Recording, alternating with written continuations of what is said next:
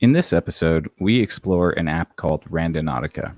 The app claims to harness the user's intentions to send them to a random location generated by a random number generator in order to find the thing that they were focusing on. Many counts of users finding extraordinary things at their destinations exist on the internet. But is this just a case of pattern seeking, or are there more profound machinations at work? Can technology couple with consciousness in a way that enhances psychophysical connection? If the app does what it claims, is it facilitating a connection to higher dimensions? If so, is there something on the other side of this connection? What happens when you find more than you're bargaining for? The program you are about to hear is fiction, science fiction. We make no guarantees, however, how long it will remain fiction. Fiction.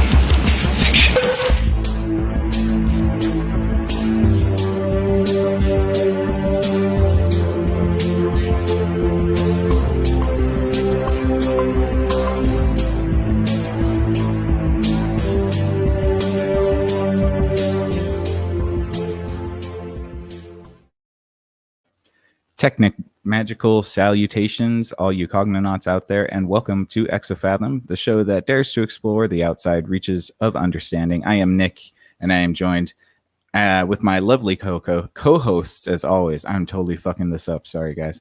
Ayla and Mike. Ayla, how's it going? I'm good. How are you tonight, Nick?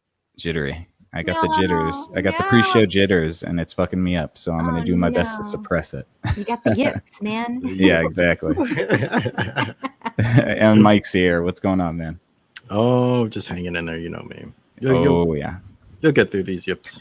Yeah, I'll iron out the nerves and get into my rhythm soon enough. It's so ironic because I actually had this show done 2 days ago, and I've been thinking about doing this show for the past week now. And all of a sudden, in the first 15 minutes before airing, I'm like, oh shit, now I feel nervous. So, Dude, is it the space? Because that gets me sometimes. Like when I haven't really, like if I did it on Saturday and then like Sunday, Monday, and then I'm like, oh shit, what did I write on Saturday? Like you kind of forget. I do. I don't know. I think it's just also just the anticipation of trying to make sure that like I communicate the things that I want to communicate clearly, because this one a little bit is taking a lot of threads and trying to paint a picture, and my biggest apprehension is that it may fall flat, but we'll see. I did do a what do you call those, a word cloud to get this started. Like tie it right on a piece of paper. Too much thinking. That's what happened. Not enough doing. That's fair. That's fair.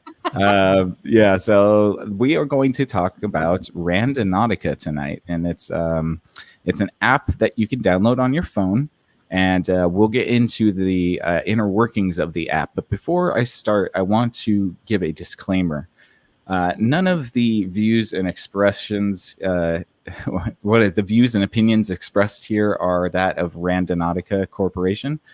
We do not represent the app or the Randonautica Corporation or whatever entity owns it. This is not in any way a paid sponsorship or endorsement for the app. This is just an episode that I wanted to put together because I think it's interesting. And I will admit to you guys, the Randonautica is a minor red herring. It's not a complete red herring because we'll be talking about Randonautica specifically, but I wanted to use this app in particular to dovetail into a concept that I've been toying with that involves technology helping us bridge the gap between our third dimensional world and perhaps worlds or dimensions beyond ours. So with that said, have you guys heard of Randonautica before? Do you know anything about it? I know Ayla has a little bit of familiarity with it. Yeah, well, like a year, maybe 2 years ago, it was sometime in the fall, and Nick proposes to me a date excursion. He's like, do you want to go on a scavenger hunt? And I was like, that sounds cool. And he's like, you just have to download this app. And I'm like, oh, well, you can't download it? And he's like, gives me this like, oh, your phone's better spiel or whatever. So I download it, and it's like totally not anything that would make me think of a scavenger hunt. And so then I ask him about it, and he starts getting like really creeped out. And the closer and closer it comes to the time when we're gonna like ask it a question and go track it down, he gets really wigged out, and he's just like, no, no, no, uninstall it, uninstall it. And I was like, what? No. And he told me like one story, which I'll let him he's probably going to include it here. But I was like, that is enough for me not to want to do it. And get this digital demon off my phone. So that's my experience. Right. Mike, what about you? Hold on. Did you take any payment in any other dimension? No, I hope not, because I'm not bearing any benefit from that. So Yeah, neither am I. So if I you mean, did, your iteration in this dimension, but a wait, different. Ayla, did you get payment in some other dimension? You know, having so recently visited multiple dimensions, I can neither confirm nor deny. Okay, now this just seems like we're getting scammed. This is yeah, I've heard of Randonautica pretty extensively, just through I'm a big fan of unfiction genres and like internet horror stories and creepypastas and all that. And so the Randonautica craze kind of came about, and it's like this. It's like an occult version of like the geocaching right. that happened like a decade ago, right? Mm-hmm. That's still pretty strong. And that was always fun. So I was kind of interested in it, but the whole intention thing kind of did start to creep me out a bit. Right. Can I interject? Just, you know, reflecting on the past years, there were people going around geocaching. Then you have people with this Randonautica. And then there's the Pokemon craze where everybody's going around the world like catching Pokemon with their phones. And I just think it's interesting how many humans have been captured in the zest of like treasure hunting, basically. And I just think that's so fascinating and such a sweet, like cute, like hunter-gatherer human kind of thing to do. Just thought that. Yeah, that is an interesting concept for sure. Yeah, people are kind of enthralled, as it were, by these types of applications. And before I get into what Randonautica is and give you guys an explanation, I will just give you a rundown of how the conversation hopefully is going to go. I wanted to give you guys some background on Randonautica. And then we're going to go into symbolism of the owl, because the owl is on their logo very prominently, and that has some interesting connections and correlations. And then we'll talk a little bit about frequency illusion and marketing and logos and sigil magic. And then we're going to get into user testimonies and a little bit on the role technology has with consciousness, and finally, what is on the other side. So that's kind of the rundown of the conversation. But before I get into what Randonautica is, I wanted to ask you guys one more question. And that question is, do you think something like a digital Ouija board could feasibly work? Or do you think that in order for, we're taking a lot of assumptions here. We're assuming that Ouija boards do some sort of connection to the beyond. Do you think that that could work in a digital framework, or does it have to be physical? You know, I've thought very extensively about this question, Nick, and I would say that if the person or entity that you are trying to contact is somehow affiliated with technology, then you would have greater odds of success. That's just the theory that I had kicking around once many moons ago. Like a Steve Jobs, for example. I think you could contact him through a digital Ouija board. Yeah, iMessage. iMessage, yeah. Exactly. And I think it'd be kind of cool because it would be like you put your phone on the table and it just has a picture of a Ouija board. So as you move your phone, it would go over different letters. So like the phone would be the little device. And I think that could probably work because I feel like there's nothing intrinsically special to the Ouija board. I think it's a lot to do with like, and mind you, I've never fucked with those. Like, don't do it. Don't do it. It's just like a taboo I will never cross. But I think the reason it works is people are putting intention and focus, and they're creating like an invitation. And I think that when you invite that kind of, you know, stuff, that, you know, things could happen. Yeah, I mean, I could see. I kind of go back and forth between like, no, it has to be something physical and analog, but I can definitely see where digital could make its way into that sort of. I don't know what would you call it, like the occult. Like, are we talking about like digital occultism here, Mike? What I do you almost think? just said digicult. Digicult? Yeah. Oh, It's like a digicult. Fox cartoon on Saturday Yeah. mornings. That's what it sounds like. Yeah, well, and then you could have like, you know, remember the Gigapets or whatever? You could have like a Digidemon, and it's just like a little Yeah, entity they were that's on called your Digimon. Digimon. There it Like a is. little chibi digital demon on your phone. It'd be adorable. Right? It'd be your digital familiar. Yeah. Mm.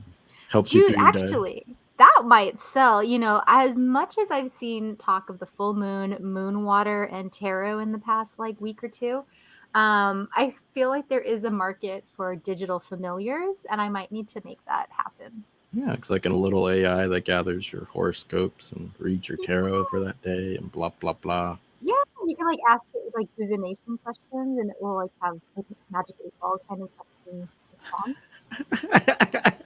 You could even send it to people. Like you could send someone an email, and then the Digidemons like "fuck you." It would do your bidding. You know, it'd be adorable. Yeah, that sounds pretty good. Mm. We've hit our rated R point of the night. I see. We've already Ah. spent our 2 fucks or our 1 fuck. Oh yeah. Yeah. Sorry, kids. Oopsie. We didn't do it within the first 5 minutes though, so I think we'll be okay. Yeah. Well, you know, it's funny when you break your, or correction, shatter your kneecap. All use of cuss words is completely acceptable. So I need to roll back because I said a lot of cuss words in the last 54 days. Mhm. So It's yeah, usually a mark of intelligence as well. thank you. Yeah, that's just what people who cuss a lot say. Hey. Fuck yeah, they do. All right. Well, so let me get into the sort of background of what Randonautica is for our viewers. Assuming that we're kind of already familiar with its workings, we want to make sure that the listeners know what we're talking about here. So Randonautica is an app that was launched on February 22nd in 2020. It was founded by Joshua Langfelder. And it randomly generates coordinates that enable the user to explore their local area and report on their findings. According to its creators, the app is a, quote, an attractor of strange things, unquote, letting one choose specific coordinates based on a certain theme. The app, which the creators claim is inspired by chaos theory and Guy Debord's theory of the derive. And it offers 3 types of coordinates to choose from: an attractor, a void, and an anomaly. And before I go any further, I wanted to break down the concepts of chaos theory and the theory of the derive, which I find really interesting. So chaos theory, I'm not totally versed in because it's sort of a mathematical theory, but the rough synopsis of what chaos theory is that it's a branch of mathematics that focuses on the study of chaos, dynamical systems whose apparent random states of disorder and irregularities are actually governed by underlying patterns and deterministic laws that are highly sensitive to initial conditions. Chaos theory is an interdisciplinary theory stating that within the apparent randomness of chaotic complex systems, there are underlying patterns, interconnectedness, constant feedback loops, repetition, self-similarity, fractals, and self-organization. Do you jive with any of that? I, as I said, I'm not exactly a mathematician, but what I gleaned from that is that, in essence, things that would appear random and chaotic upon further inspection would yield some sort of organization over time. Am I getting that right? Well, and the imperfections of the hand. Right. Yeah. If you want to be, if you want to be Ian Malcolm from Jurassic Park, sure. All right. Okay. Excellent. Don't get me laughing on Oh his. my God. I love mimicking his laugh, but Mike is probably a go-to brain to talk a bit more in chaos theory, aren't you, Mike? Sure, if you want me to. Yeah, but I mean, you basically have the gist of it, right? Like, you can take something as, I don't know, like a decision you make, or maybe like uh fuck. I guess suppose you're in a bar and you got laid that night. Great job. Hmm. And what it looks like, this is, you met this one random person, right? Right. And you guys went home and hooked up. But what it ended up actually happening was that you both were attracted to this bar, either through distance, the aesthetics of the bar, maybe you both of your similar, like, have similar groups of friends that would be pulled into that type of bar. You get to that bar, and then you have to build on the system of actually talking to this person, right? And so that system ends up breaking down as, like, you end up having two groups of people that normally sit on the same side of the bar for whatever reason, or they sit at tables across from the bar, and they end up being closer together, thus increasing the probability of the conversation. So you can start to take something as seemingly complex as, like, getting laid, and break it down to its individual systems, and those systems Systematic steps. end up working together to achieve one larger end result. So it's a How I Met Your Mother episode. Yeah, I mean, that's how it played out in my mind, pretty much. Because that's exactly how it played out in my mind when you were saying that. Oh Yeah, you God, see? so true. I was just thinking oh. too, you'd make a great college professor. Like, all right, kids, you know when you get laid at the bar? Oh yeah, now everybody's listening. That's how you Yeah, have to right. like make math interesting. You have to relate right. it to that, or like drug use or something. I don't know. Whatever Totally. the kids like. No, I'm gonna have kids, college age. Okay. Yeah. Yep, drinking, drugs, and sex. I wish there was a D word for that. It's been so long since I've been that age. Don't out yourself, Ayla. I'm Okay, a so boomer. No, I think that's a good illustration of what chaos theory is. The other theory that I wanted to bring up, and the one that sort of piggybacks on chaos theory, I believe a little bit, is called the theory of the derive, which is the derive, or it's probably in French, so it's probably like derive or something like that. It's a revolutionary strategy originally put forward in the theory of the derive in 1956 by Guy Debord, a member of at the time of the Letterist International. And Debord defines the derive as, quote, a mode of experimental behavior linked to conditions of urban society, a technique of rapid passage through varied ambiances, unquote. It is an unplanned journey through a landscape, usually urban, in which participants drop their everyday relations and, quote, let themselves be drawn by the attractions of the terrain and the encounters they find there, unquote. Which I think is a really interesting sort of concept, because I think we see this, just like we kind of alluded to with the chaos theory, we see this in movies and cinema and TV a lot, where the character decides to take, make a random decision that alters the course of their life. And I can think of like missing a train. Yeah, like missing a train. Like I was thinking Eternal Sunshine, when Jim Carrey's character decides to go to Montauk instead of go to work. And that sort of like creates the entire story, because he decided to deviate from his sort of like predicted pattern. And that finds him a unpredictable love interest. And an unpredictable life going forward. Everything else stems off from that decision. So I really kind of like this idea that the derive is this stepping outside of your loop. And I've definitely experienced this before myself. I mean, like, you could think of taking the scenic route home, right? If you were driving from point A to point B, you know the quickest way to get back, but you decide to drive along this road or that road, and then you see something crazy and you're like, holy moly, and then would have never seen that had I not decided to take this particular road. So I wonder if you guys have any experiences like that, stepping out of your loop, as it were, and what did you find? Yeah, well, I used to work in Westwood, and I had a short commute, so it was like 4 miles, but no matter which way I sliced it, it would always take me an hour to make it those 4 miles. It's just Mm. incredibly congested. And so and I did that religiously for like a year, right? Like good employee, leave at the same time, come home at the same time. And then I just got really sick of the traffic. So I was like, okay, maybe I stop at a bar on the way home. Maybe I go left at this light and try to find a better shortcut.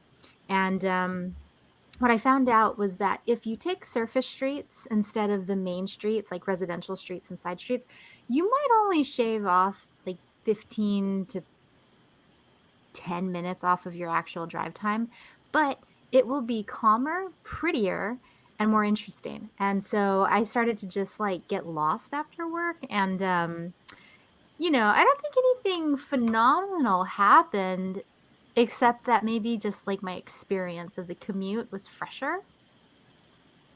Mm. Yeah. More memorable, maybe. More memorable, yeah. And I mean, I guess I had adventures, right? Because sometimes I would be like, oh, there's an art museum on the way home. Let me go there.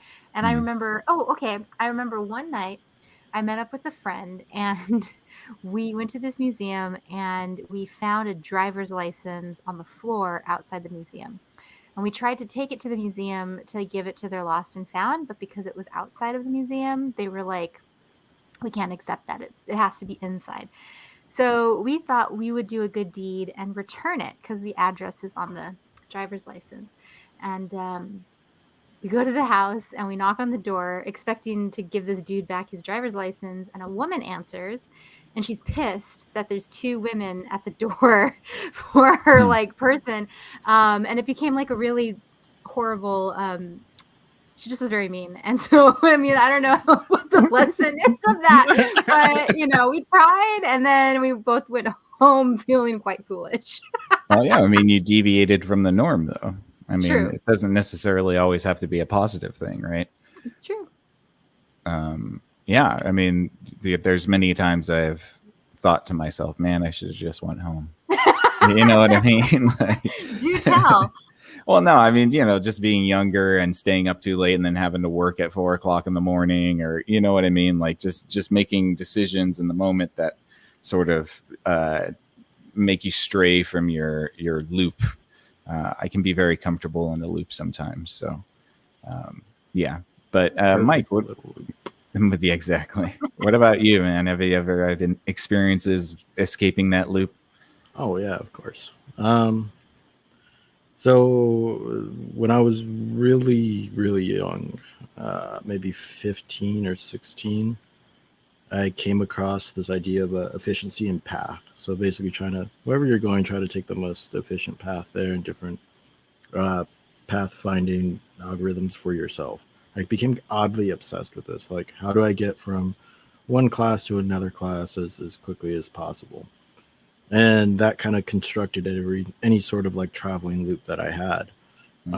Then at like 19, after some like psychological classes, I found out I have a high need for adventure, and that ends up playing out in like everything from going to work to friendships. It ends up playing out in kind of ruining romantic relationships because you can get into a loop with somebody and that person becomes very boring after a while, very quickly. So there's some things that like I have to take caution with. But I've found that every time I've stepped out of my loop, no matter something good or bad has happened, I've always learned a lot from it. And I would stay out and drink until like 4 a.m. when I had to work at 7 a.m. And that can become its own loop. And when that becomes its own loop, you got to find a way to break out of that. So once like pleasure gets induced in that loop, it becomes a little bit harder to break out of. But it's still like you still end up learning from it. But my current, I guess, obsession with all this is trying to construct as many different loops as possible, and I guess making loops from like kind of intersecting those, like joining those vertices. So like there'll be days when I'm driving, and if I have nowhere to go, I'll just let the lights decide which way I turn, Or if I go forward, if it's green, you go straight. If it's red, you make a right. Or if you're in the left lane, you don't get over to the right lane. If it's red, you turn left, and then you sort of end up wandering all over the city, which ends up being kind of funny, breaking me out of that need for adventure all the time, because the adventure is right there. And the same thing goes with hiking too, right? Because all a path is just a loop that's well defined. Sometimes it's nice to go off of the path. Just can be dangerous, just like any other time of getting off of a loop. Yes, Yeah, that's absolutely. more likely where you're going to get stung by hornets. Or run into a predator, right? My favorite. Hornet or predator? My favorite one is I went off the path and I ended up having vertigo pretty easily. And I'm sitting on the side of this hill. I'm in some other country, off a path, sitting next to this tree, trying to like gather myself. And like down a little bit of the ways, a lady, like an old lady, just walks by with her dog, like it's nothing. And I'm just sitting there having these problems, like not being able to stand up and just like a head spinning, like oh, now I just feel like a little bitch. I need to get up. Yeah, absolutely. Well, and it's those little things that you remember, right? It's not the million times that you went to a particular coffee shop, or the million times you brushed your teeth in a certain way, or the million times you drove to work. It's the times that stand out that, when you break out of that loop, those are the things that you remember the most, I think. Yeah. And I'm not alone in this thought too. So a little bit more on the background, particularly of Josh Langerfield. He was a circus performer at 29 years old as well. He created this thing, but he discovered a bot called the Fathom Project in a science group on Telegram in January 2019. And according to the New York Times, he, quote, absorbed the project's theories about how random exploration could break people out of their predetermined realities and how people could influence random outcomes with their minds. Langerfeld then created the Telegram bot using the Fathom Project's code and generating coordinates. He then created the subreddit r/randonauts in March, and then in October they developed basically the bot's webpage. But this Fathom Project thing, I did a little cursory look into it. It's basically what we were just talking about. This concept that the only way of breaking out of the prison they would consider it is to step outside of your loop.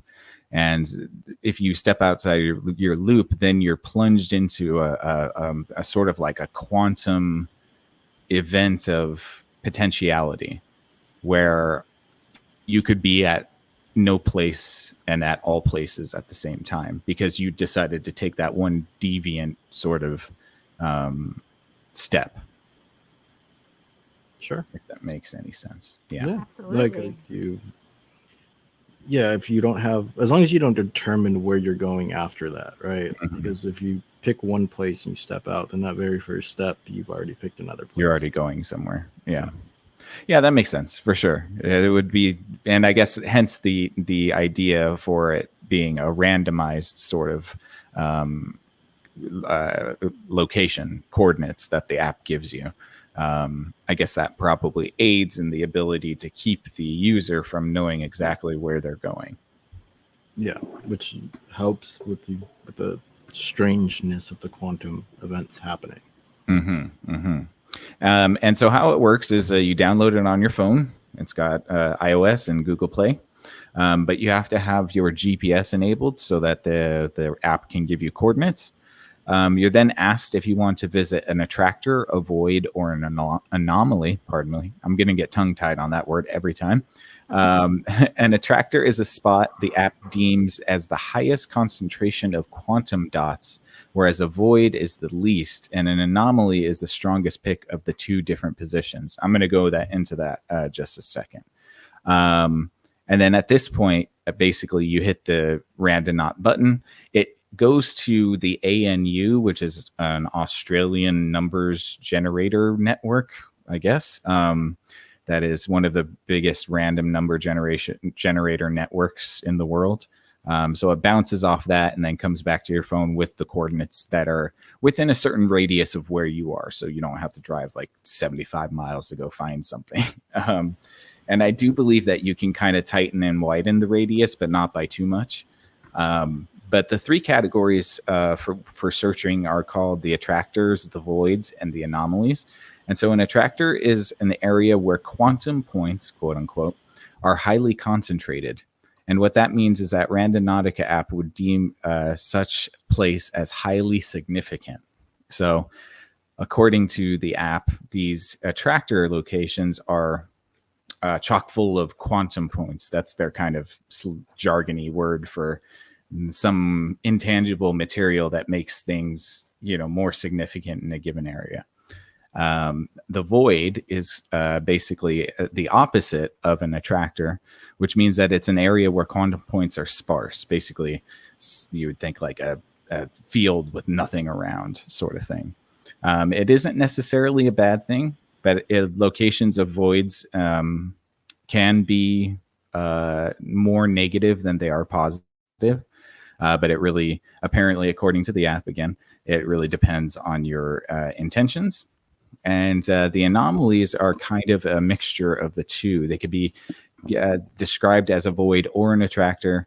That's known as the intentional driven anomaly, and it refers to a found pattern in the quantum number dates. So in layman's terms, it's an area that's believed to have influence by human thought, which I think is kind of cool. You maybe think of it like a church as an anomaly, where, there's a lot of people that use their psychic energy to kind of, funnel into that thing.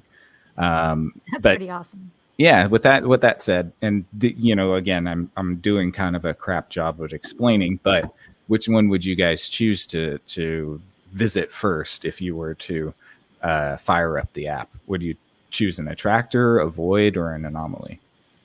Anomaly. I think that would be interesting just because of the concentration of, like you said, psychic thought.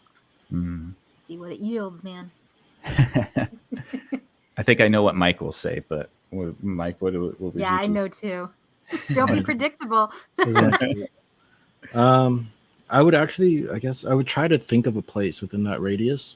And I would try to put enough psychic energy in there to where, because I've had like this experience with DoorDash before, where I need to go to a certain part of town, and I'm going to take one more dash, and so I'm just constantly thinking about that part of town. In this particular case, it was Hawthorne, and on that last dash, somehow I ended up getting an order that took me all the way down to El Segundo, which was super convenient. And that tends to be rare as far as getting, because that order area tends to be outside of like my delivery area. It just more likely. So I would try to like place some quantum points somewhere through thought, and then pick the attractor and see what happens. And see if it picks up where you're thinking. Yes. Yeah, interesting. All right, Ayla, what would you focus on if you wanted to choose the anomaly? Since Mike has kind of already said how he's going to test the system. Yeah, I mean, like, it could just be anything. Yeah, I mean, you could focus on anything you'd like. Like, so, like, just for not this I would say, like, thing, you could think of like an abstract thought, or a word, or yeah. Okay, so let's see. I like the anomaly one. We're thinking psychic energy. I'm going to focus on maybe just the word hope. I want to see what it generates for just hope. My first thing would be like, oh, it might take me to a statue or a children's hospital. Children's hospital. An AA meeting. Yeah.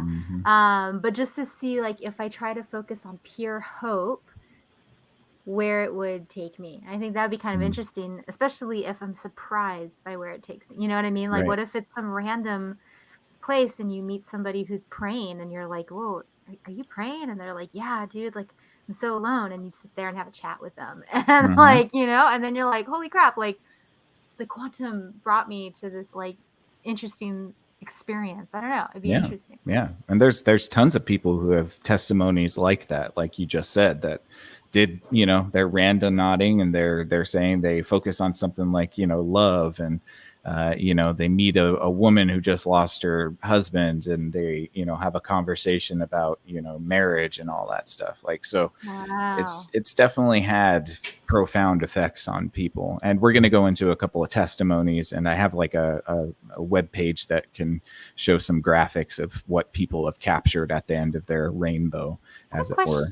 Yeah. Good question. Is it possible that people who are trying to be like for example, could the person who lost their husband, is it possible that they were on the app as no? Because I guess the stories would be like we were both on the app and we both came to the Right. same place. Right. Interesting. But maybe this the is- lady is sending out some sort of quantum field that she needs somebody to talk to.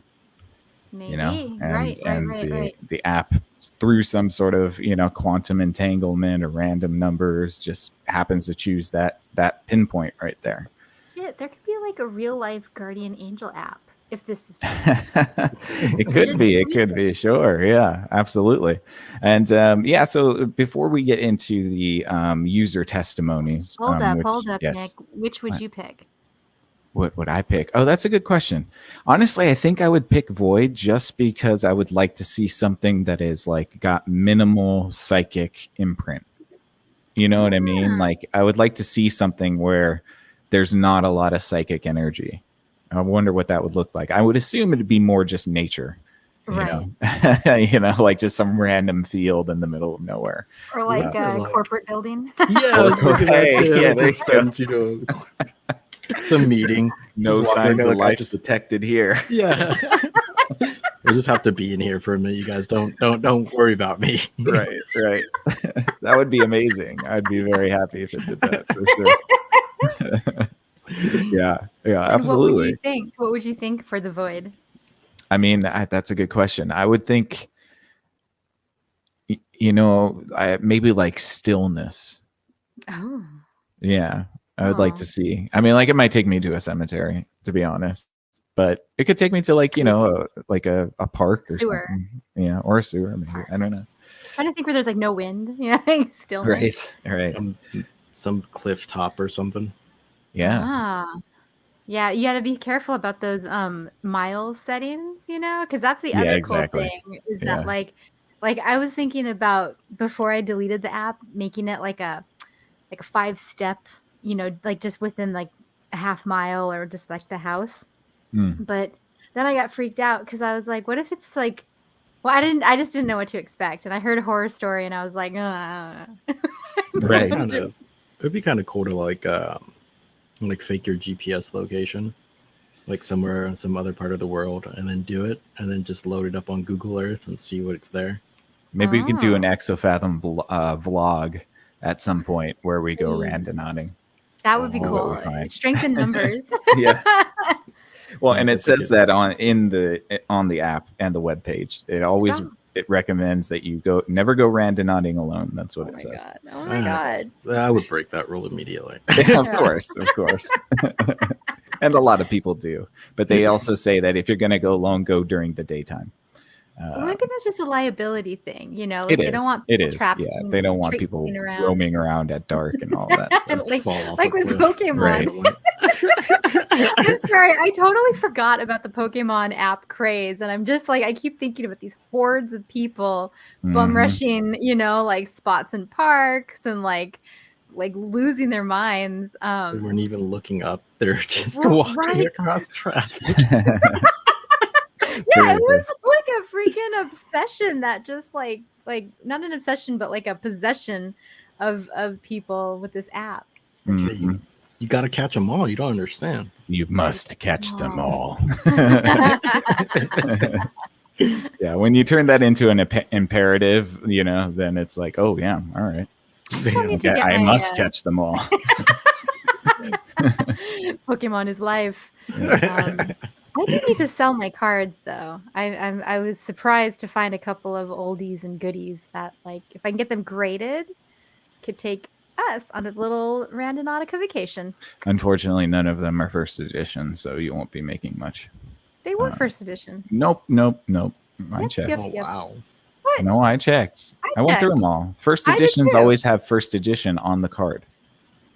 Maybe if Hmm. maybe if you use Randonautica, you can find some first editions. There Yeah. it is. There it is. Maybe.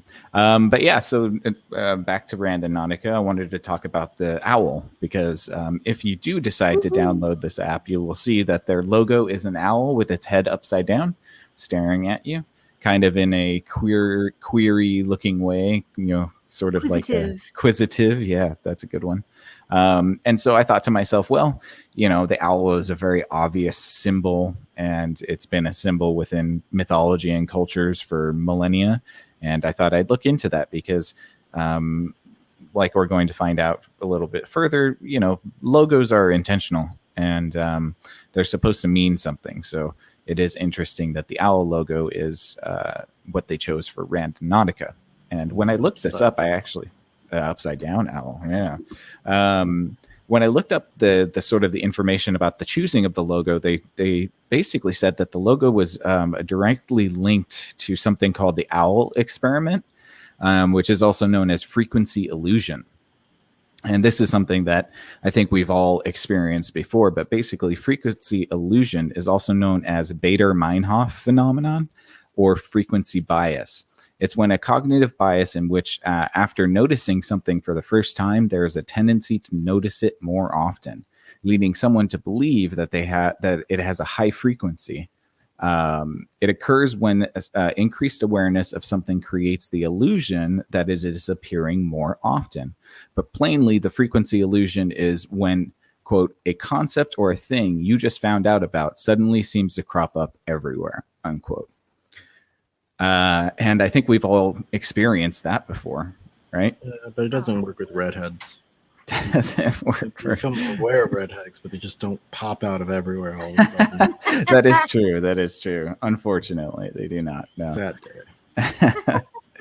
But I've definitely had this experience with cars. Like, we've talked about getting a certain type of car, and then all of a sudden I see that car everywhere.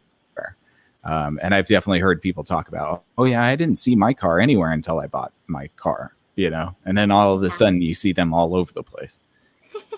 It's so true. Well, and it's funny too, because like when I first met you, Nick, and I can't remember. I think we only went on a couple dates, and then we stopped, and then I was like thinking about you, and I was like, well, I'm just gonna move on. And every time I went somewhere with someone or tried, like I met a new guy, his name was Nick. I went on a date, and the street the restaurant was on like Nicholas Street. I was like, damn it. Like, Nick is everywhere. I think there was even like an NIX on the license plate for like a friend that I was hanging out with. And I was like, all right, I'm going to call this fool, see what he's doing. It's the universe sending signals. Right, Maybe. right. Nick. What? You. Or maybe he was sending the signals and he was doing the quantum attractor, just planting Nick quantum beads everywhere. Oh boy. Cookie trails. Cookie Yeah. trails. There it is. There it is. Crumbs, yeah. That's what I was talking about. Yeah. Yeah, but so given that the logo is inspired by this owl experiment, or also known as frequency illusion, what is that? What do you think that sort of represents? That once you see the thing, you will never unsee it. Like, I think maybe it has to do. This is like a total. I'm pulling this out of my ass. I'm thinking that like the brain is a predictability machine, right? Like it's always trying to keep fresh roots of information that are going to be important. And so, let's say with the car, for example, when you park your car and you go somewhere, then you come back to the parking lot, you have to find your car. You're constantly memorizing the details of your car so you can find it. So I think that, primes your brain so that if it sees it in other places, it's going to stand out because you've already been training it to stand out. Yeah, I think that makes sense. That you're training your brain to recognize the minutia that you would overlook otherwise, maybe. Yeah, I think so.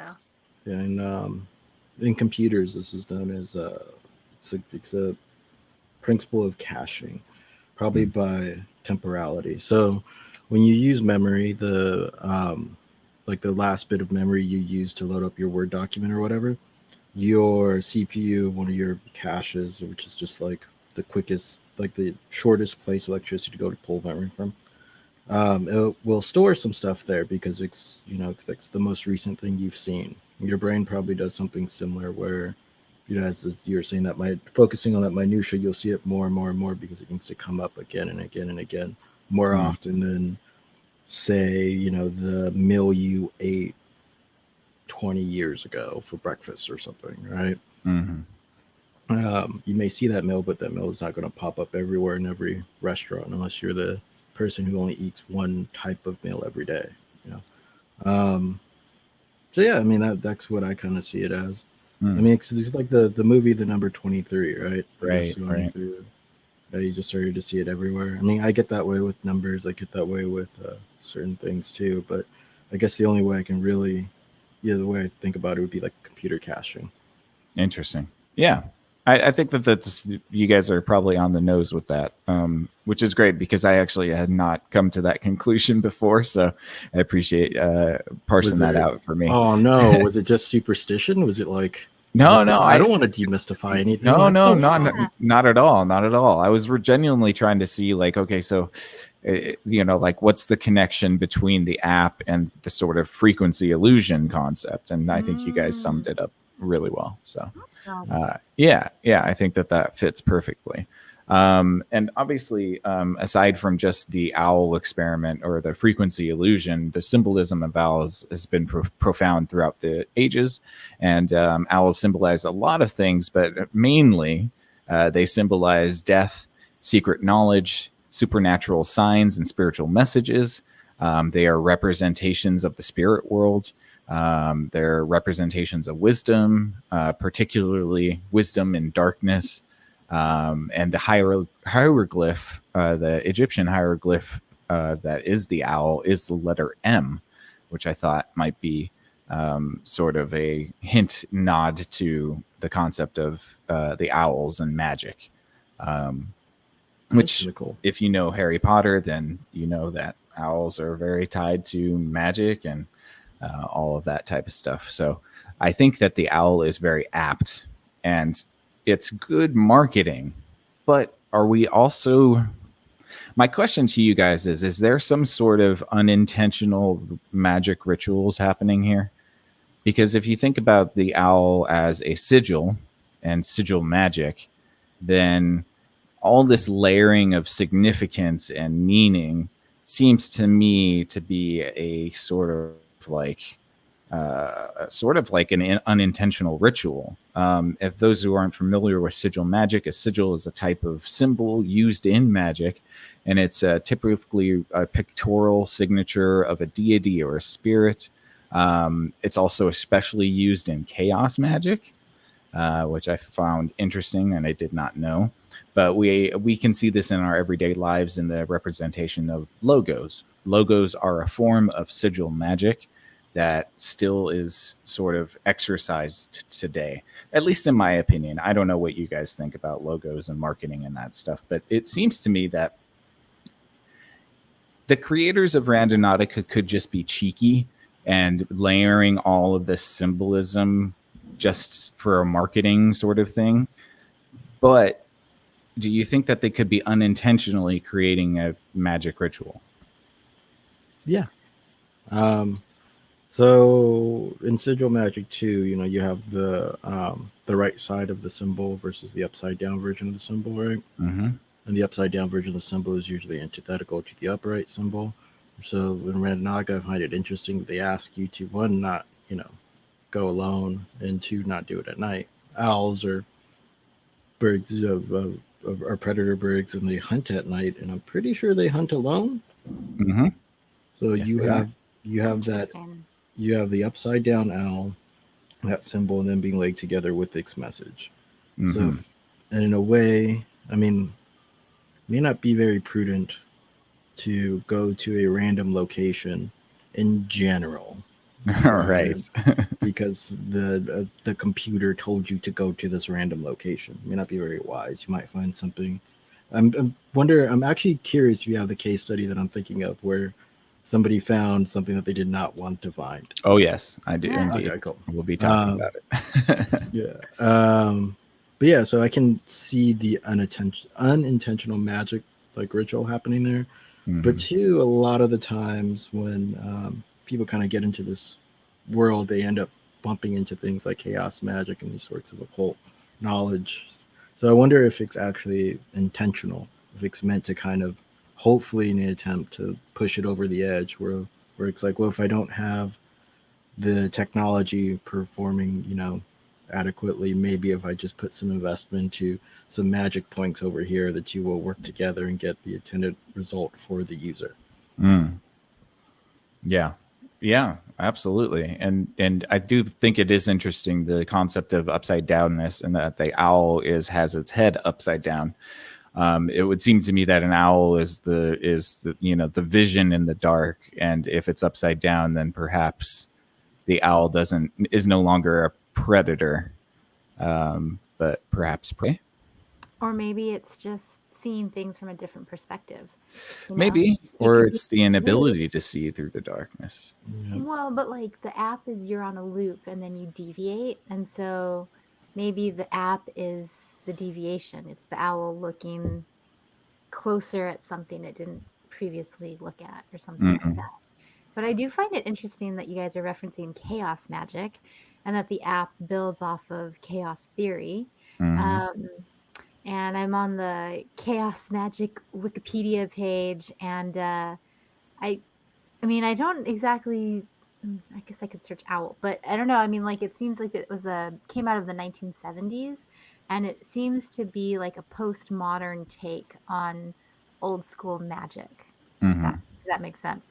Um, and I Yeah. just think like, yeah, well, and like even with logos in general, like if you go to graphic design school or you take classes, there's entire courses and focuses just on it's not typography, but it's like, logos, creating logos. There's even some where like, well, I mean, people get really intense. Like just go to the bookstore, the art section, and you'll see an entire shelf that's all about logos, and people Mhm. fixate on the tonality of the colors of logos, the emphasis of letters, all caps, um, Even the name lowercase. itself, logos. Yeah, it means everything. Mhm. Yeah. So like it's like the divine everything that, at least in Greek thought, that it encompasses the world and universe and stuff like that. Yeah, Mhm. and then think about how a logo is used, like a lot of bosses, like fledgling bosses, they'll be like, "Oh, let's put the logo on a shirt. Let's put the logo on the entrance to the doorway, Mhm. and let's put the logo on these things that we use and drink." And so you start to see that like it becomes this. Oh, yeah, like a lot of company cultures, they get adapted from a logo, right? Like if you have a bright neon logo, your culture is probably going to be more fun and playful. But if you have a contemporary logo, then your culture is going to be a little bit more tradition. So like yeah, I mean, it definitely informs Mhm. experience, I would say. Yeah, it acts as a sigil for the company. Hmm. It's a meme, if you will, for the company. It's like Randonautica is doing with its own logo and with its sort of lore. It's layering meaning, and the more meaning you layer onto an image, the more powerful it becomes. Oh yeah. And it doesn't, as long as the logo creator understands it, I don't even think the people who see the logo may necessarily need to understand it. Right? It's good. Like Hmm. I've enjoyed diving into logos a bit, and I have a few favorite ones myself. And it gets really interesting because it's like this like condensed art project in a way where you're trying to just put all that meaning into one single thing, and it has Hmm. to be simple. Can't be overcomplicated. It just has to be that one simple thing. Oh Yes. yeah. I made a logo earlier this year, and like I hate doing logos. It's too much pressure for me. And I remember this client, they were asking me to do it and I was like, "Fine." Um and I actually didn't even bill all of my time because I got so like heady about it. And it worked out, but I mean like from admiring a logo to making a logo, God, there's so many. I mean, like, even just, are you going to use curved lines or sharp lines? You know what I mean? Like, do you want sharp? Each have their meanings.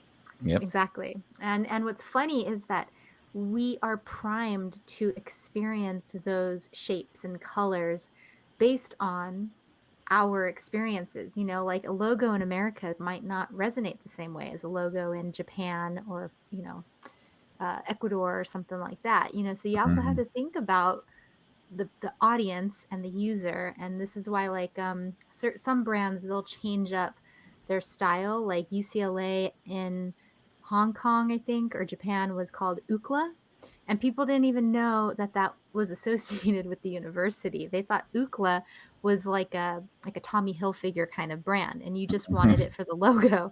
And I thought that was really fascinating. And I think across the world, UCLA has like apparel stores, but it's not always UCLA, which I thought was fascinating. Oh yeah, yeah, because it's the logo. It's that puffy letter cursive that says UCLA. That's Oh literally yeah, what people buy. And we and the got a comment colors. here from Dijon saying he loves logos and I thought that said I love neon Legos. lights. Oh yeah, Legos I are love cool Legos too. too. They're great, but But you logos have are awesome. there's some global Mhm. logos too. Like look at the cross. Look how Hmm. that ends up being Right. sigil magic as well, right? Yep. And Yep. you have the value of the upright and the upside down cross, of course. But yeah, that putting that much intention into something too, that much Powerful. Well, yeah, think psychic of it power this into it. way. I don't know that I can divulge. No, I said too much. Let's just say people spend lots of money patenting a color so that nobody Hmm. else can have that formula color. Like, and you think about Disney how, did it with Loki. huh? Disney did it with Loki. There's a particular green that you can't write the name Loki in, or Disney will sue you. Right. Disney will sue you Right. for everything. That's And true. isn't very true. And well, and it's funny that that's the case because like that goes to show that another part of it becomes imprinting, right? Hmm. When you see that color combo, when you see that shade, you are being trained to associate it with that character. Hmm. And I think that that's really interesting because then that even the character Loki, he's already associated with, like, think about what your mind goes to. The Marvel shows, him as like the mythical god, the characteristics of him, and you know, it influences the way that you're thinking just by seeing that color, Hmm. you know. Yeah, big time. Cool. Well, then I think we're ready to get into some of the testimonials. So Testimonials. I have here it's a BuzzFeed article because BuzzFeed does do one thing right, and that's make lists. So We are not sponsored by BuzzFeed. Choose obviously lists at not. your own caution. So I'm going to pull this up real quick, and then There's been some bad BuzzFeed lists, let me tell you. that is true. That is true. I'm not saying there hasn't. Okay, As sorry long as about it's that. not a list where you have to keep clicking through pages, I Oh, just I know. cannot. Yeah, I Like, hate those. whoever came up with that idea, Hey, people need their shame on clicks. you. That's money, all right? No, I know. But I legitimately, like, if it's doing that, I will not go past one. Nope. I know. I will not Those reward all that. count as unique views. I know. Luckily, I've avoided listicles for like the last 2 years. I love a that good what it's listicle, called? but it has to be in Listicles? scroll Oh. format. Yeah, Yeah. exactly. It's so true. List articles, right? Listicles. Yeah, listicles. Listicles. Yeah. So this particular listicle is 19 really freaky coincidences people have experienced while using Randonautica. And if you are just listening, which I don't know if it's possible because I don't think we have audio only podcasts anywhere, we are going through some testimonials just to get people acquainted with the things that you might see if you decide to go randonauting. And then we're going to talk a little bit about pareidolia. And so here we go. So number one is, okay, I got to get through the introduction with all of the gifts that don't matter. Number one says, it was my first time randonauting and I wasn't taking it too seriously. So I just manifested seeing something red and the coordinates led me here. And you see it's in the middle of nowhere with a red couch. Now, look, we have to take all of this with a grain of salt because we don't know if these people are just doing it for, posting these things for the lulz, or if they're actually experiencing these things. This person says they went randonauting to set their intention on a dog, and they found a dog and took the dog home. The dog was like, somebody find me, and the quantum points were like, right.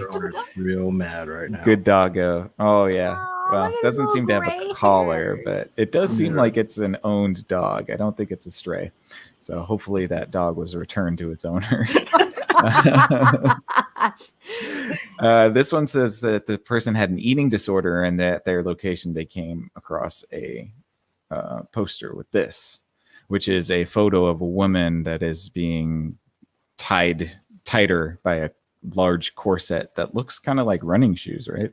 Yeah, like a boxer's running shoe. Yeah.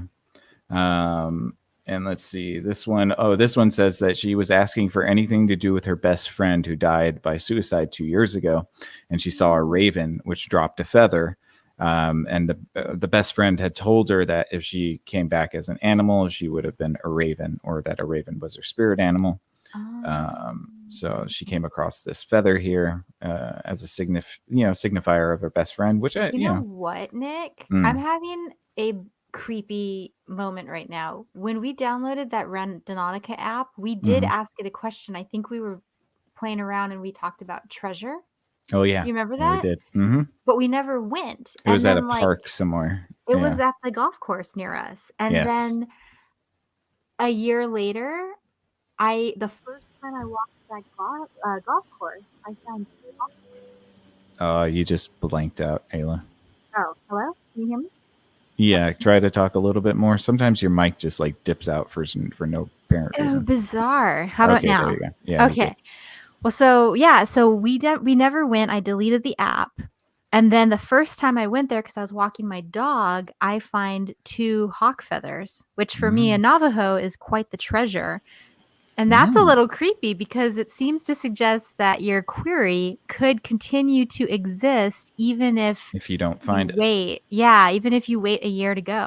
Mm-hmm. Well, what's time in the quantum realm? What is it? Exactly. Oh my God. Okay. So this person, I mean, and some of these are kind of like you have to stretch a little bit. So we're going to get to pareidolia after this, but this one says my intent was was something alien, and then you kind of see here there's like these Metatron cube looking things at the bottom of this graphic. A cipher? No, I'm just kidding. It might be, yeah. I mean, it is a cipher, of course, but but it does look, a little bit alien. But I think that sometimes there is a little bit of stretch going on. Like this person saw a turtle.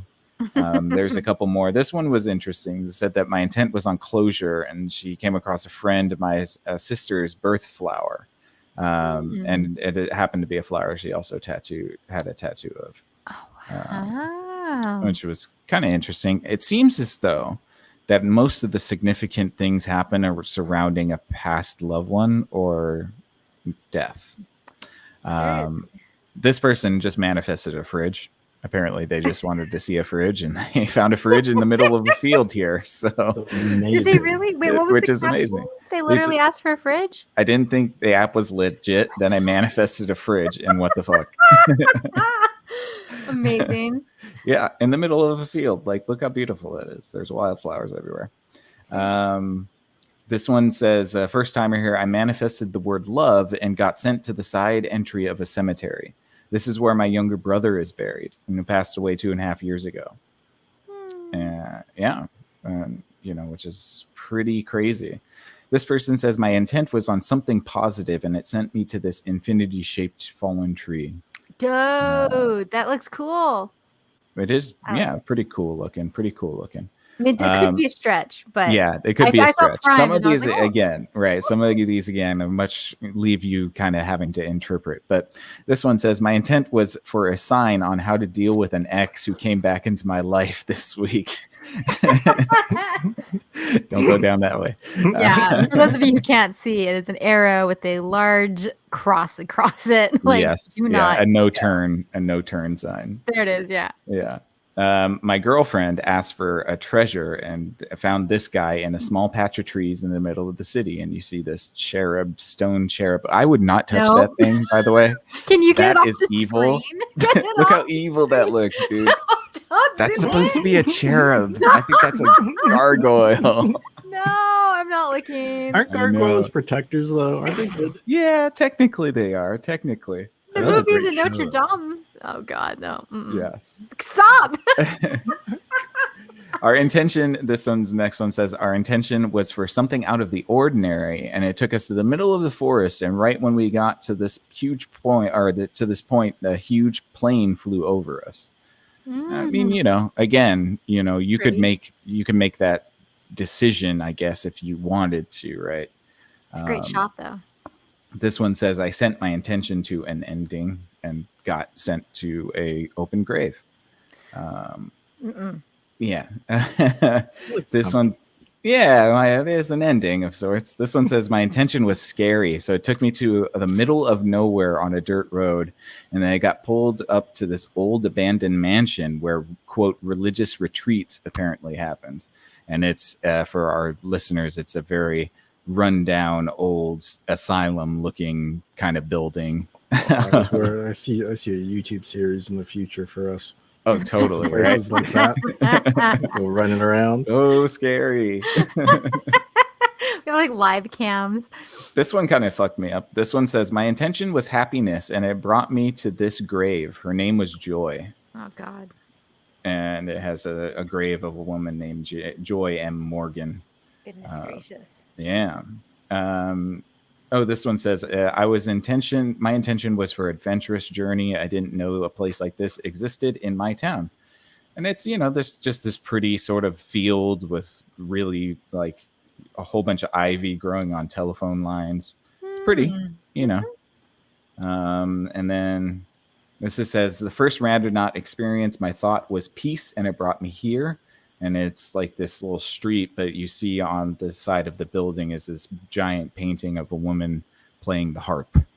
And, this one says, I decided to try, I don't know if this is probably a joke, so I decided to try Randonautica today with the tent of evil, and I barely left the driveway because they had a flat tire. So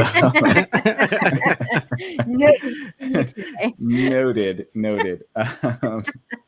So I'm going to stop sharing for a second. And so those are the kind of experiences that one might find if they're going to do a Randonaut session.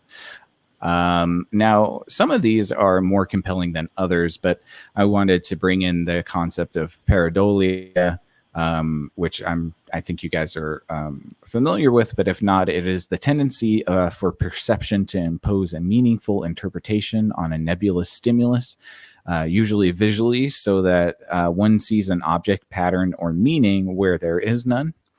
Common examples are perceived images of animals, faces, or objects in cloud formations, seeing faces in inanimate objects, the man on the moon. The concept of pareidolia may extend to include hidden messages in recorded music played in reverse, if you're a fan of 60s rock and roll.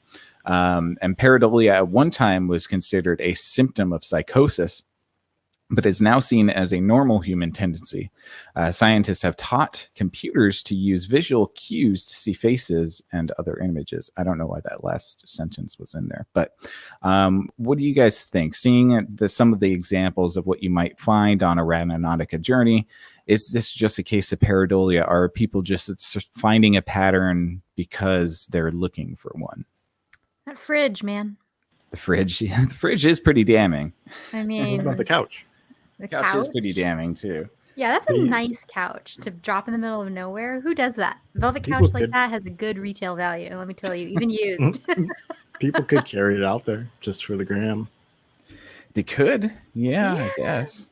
I mean, but like, if they just said they wanted something red, why not like a red pair of Chucks or something? Mm-hmm. Didn't have to be a couch. It's true. Yeah. I maybe it's a bit of both. Like you said, there were some stretches on it, right? Yeah. And then other ones, it was very clear that they were that they got the thing that they were looking for. Mm-hmm. There was Yeah, for sure. There's one case though where like their intention was like death, and it was the first time they did it, and they ended up finding a dead body in a suitcase. Oh yeah, yeah, That yeah. made the news. Yeah. Yep. People were We're like, gonna "Don't get to watch your that kids." soon. Oh man. Well, I'm Yeah. curious. I wish that on the BuzzFeed article they had listed if folks picked attractor, void, or anomaly for each of those, Mm, because I'm also really interested in knowing, like, you know, what. So, like, a void is where there's like less quantum psychic energy or something like that. mhm. So, like, I want to see all of those cases in one column, and I want to see all the anomalies in another column, Right. because I feel like that's when you can start to break it down and you can start to really ask yourself these questions about pareidolia. Is it pareidolia? Is that an I? I think it's pareidolia. Yeah. Yeah, it's an I. Sorry, I'm sitting back with my like leg propped up. It's like similar. But yeah, I mean, I just feel like there would be so many cool ways to, dive into it a bit more. And I would love, love, love, love to read any of the R&D reports for this particular app and its development, right? Because, Mm, research and development has a research component. There had to be stages where they were testing this out and they themselves had to test it for the efficiency or efficacy of what they're trying to do. No, That would there's be none of that. so cool. I mean, in theory, you There's would hope there would be, but there's none of, not an app development. There's none. It's like, does the thing work? Did it send it to a location that I can physically get to? Yep, it sure did. Okay, it works. That's it. But if you put as much intention into like the logo of the owl, assuming that they did, you would have to assume that they at least tested it a few times, you know?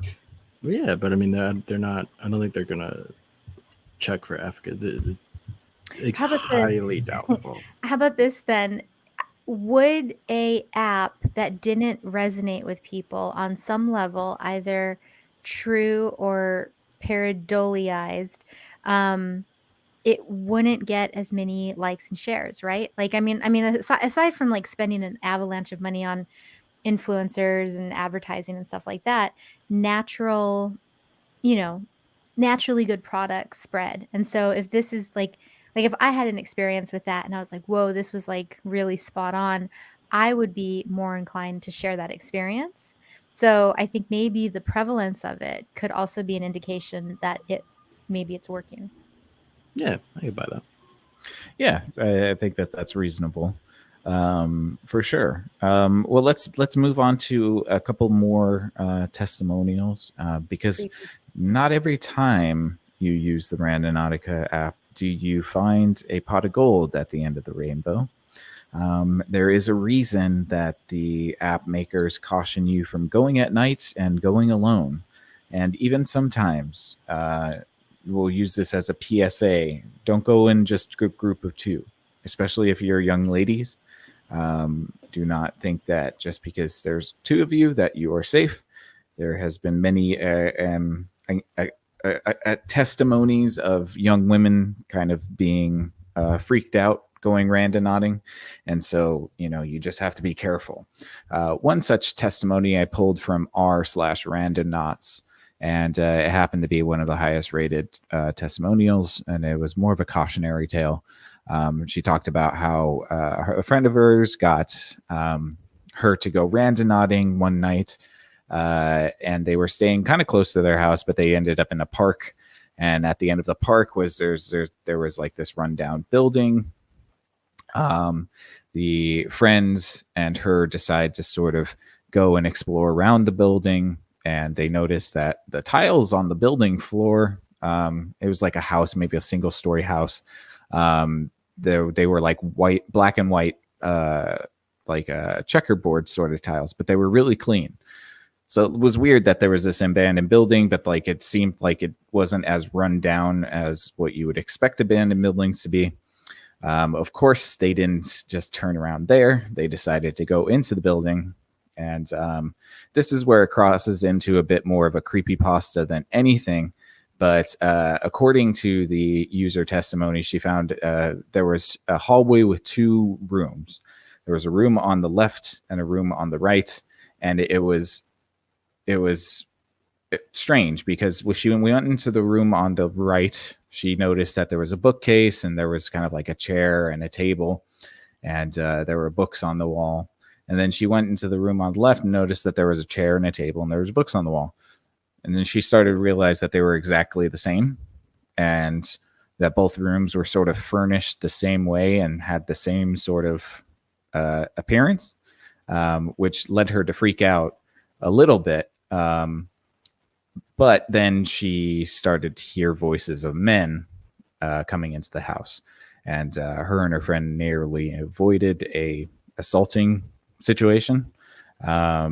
So please, be very careful when you're out there, because these girls were nearly attacked in that situation. And if it were not for some good Samaritans that were around the neighborhood, they probably would have had some terrible things happen to them.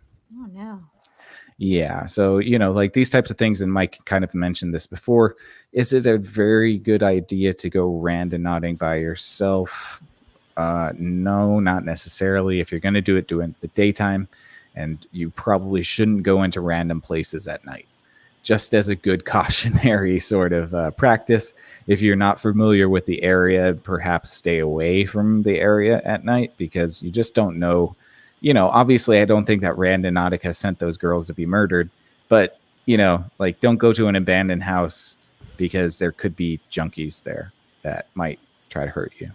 So that's just a little PSA. The second, the second negative experience that I have for you guys is the one that Mike mentioned just a second ago. This is the most famous. So two teens were on TikTok when they were posting their randonauting, and unfortunately, they went to a certain location. The location sent them to a beach, and right off of basically on a pier.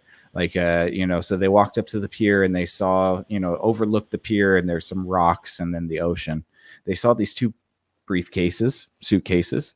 And the suitcases were almost in the exact spot that their little geo pin was from Randonautica. So they go to the suitcases and open the suitcases to find the body of a man and a woman. And yeah, so yeah, it really awful. And apparently, what's that? What the hell did they query in the app? Well, apparently they were looking up death. They wanted to look up death. That's a testimony from the kids themselves, but those videos got deleted after the whole ordeal happened. But I do remember the early days of it, where they were talking about them using the app, and that they were focusing on that, and they were just kind of fucking around, only to find the bodies of two people, a man and a woman, that were killed by their landlord for not paying rent. Oh my God. And yeah, and put into suitcases and left on the beach. And those children were the people that found the bodies. So how are they going to get their rent back now? How is it? How? Yeah, exactly. Exactly. But that's all to say, like, you have to be very careful about this type of stuff. It's still a dangerous world out there. And, like we do talk about like this concept of varying from your path. And in all sort of archetypical stories, the hero that varies from his path is often met with great danger. Usually the hero can make it out of that danger in one piece, but the cautionary tale has always been that if you stray from the path, you may end up with more than you bargained for. You always have to have a bit of heightened awareness, right? Outside of humans too, you kind of see this with racks. Racks will have the same foraging pattern or foraging path, because it's just easier for them to see predators, because they've ran that path a million times, right? Right. But if they're forced to step outside of that, then they have to make a whole new path, a whole new loop to forage.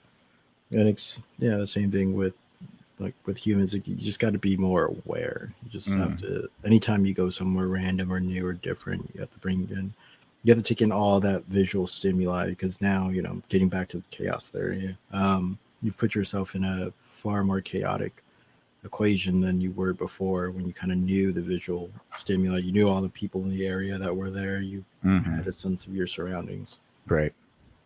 Yeah, absolutely. Yeah. I mean, it is sort of like just a biological obviousness, you know. If you go out and if you stray out of the camp at nighttime, you might get eaten by a tiger, you know. So, yeah, it totally makes sense that there's this added danger, but that with great risk comes great reward sometimes. So I can definitely see the pull on it. I wanted to ask you guys, like, to me, it seems very odd, and maybe it's not odd to you guys, but it seems odd to me that the most significant things that happen with this app surround death in a way.